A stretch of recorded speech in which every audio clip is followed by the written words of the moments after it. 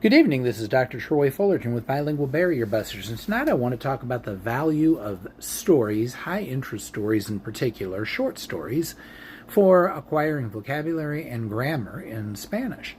Now, one of the problems that people have when studying a foreign language is feeling like they're studying a foreign language. That is, when it seems like it's exercises in rote memorization, exercises in parsing out vocabulary and grammar items, and just trying to make random utterances and make them make sense, make them correct. I understand how that can seem pretty dry. However, the beauty of stories is that you're doing exactly that.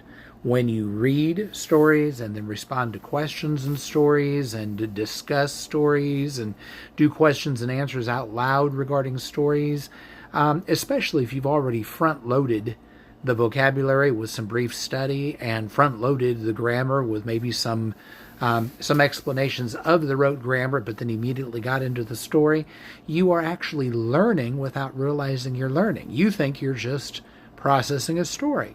And this is where grammar translation methodology actually is effective, because you are translating, you are studying grammar. However, you've got a high interest story that you're dealing with, and especially if you can get something that you can kick around, discuss, share your opinion about, while you're under the guidance of a teacher who can correct your errors and help you to say things correctly, it is amazing how effective it can be and how fast you can learn.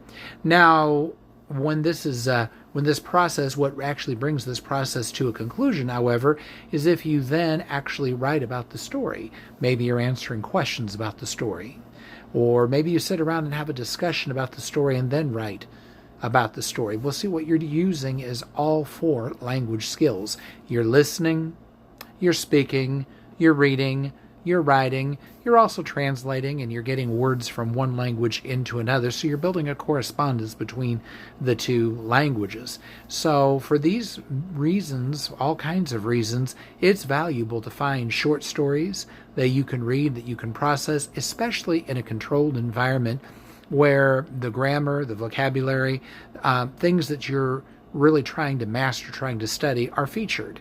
And so in a program like Bilingual Barrier Busters, this gets controlled for you.